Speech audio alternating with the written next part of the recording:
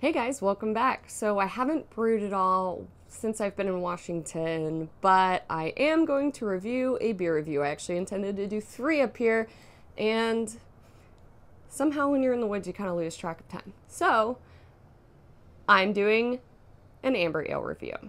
So this is just the super simple amber ale that I brewed probably about a month and a half ago. It's just like basically my Oktoberfest recipe, but made with ale yeast, and has a little more color. Like, it's got caramel 120 instead of like caramel 20. So it is significantly darker.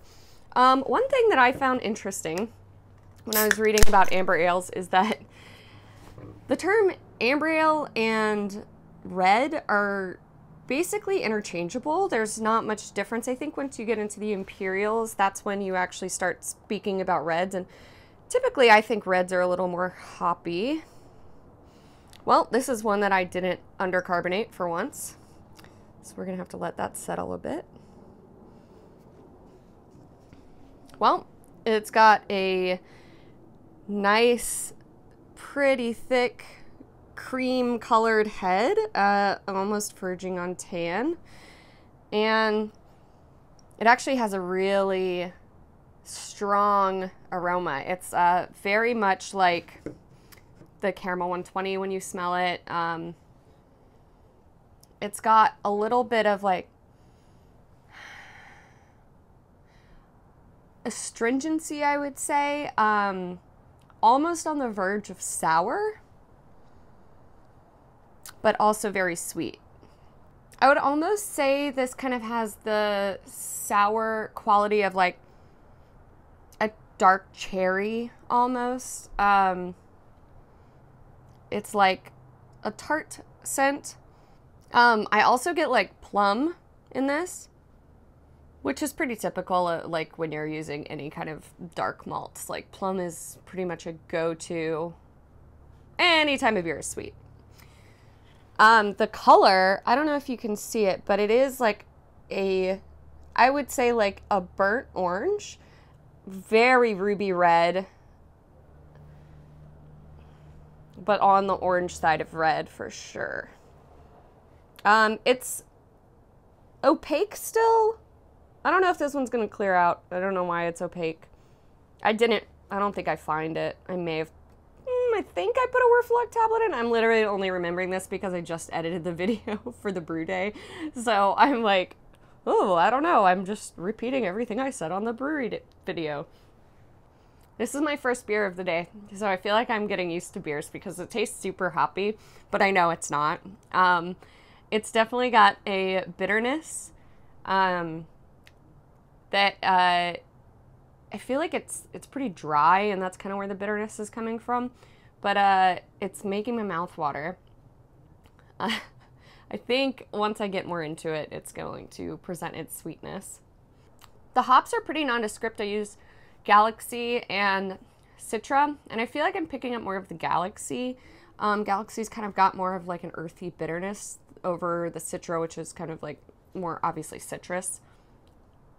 But it definitely, like, you can tell that there's no like real aroma hops or like real like late edition hops, because the aroma and the taste is like pretty muted on the hops, but it does give you a good amount of bitterness. I'm not picking up the sweetness that I was expecting on this though.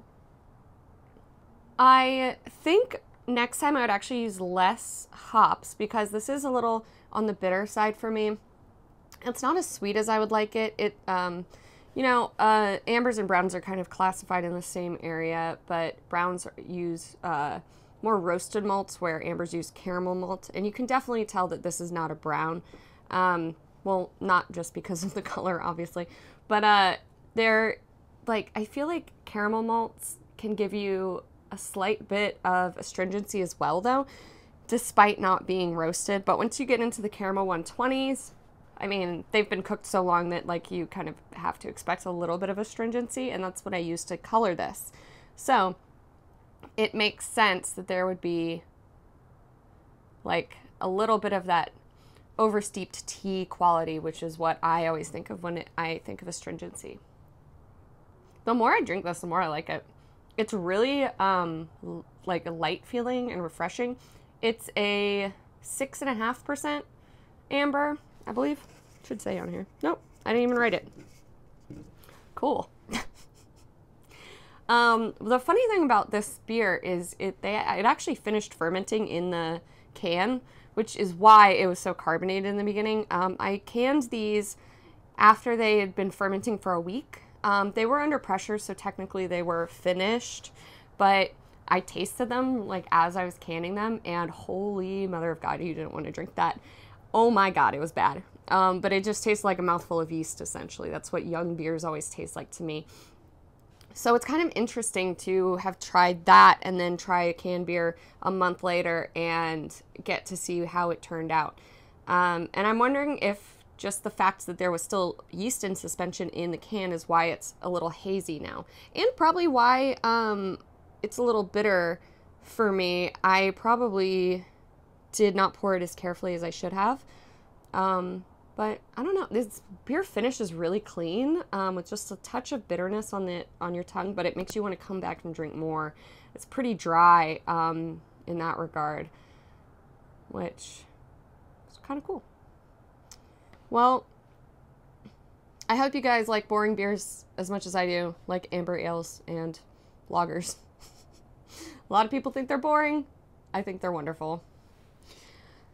Thanks so much for watching. Like and subscribe. Bye.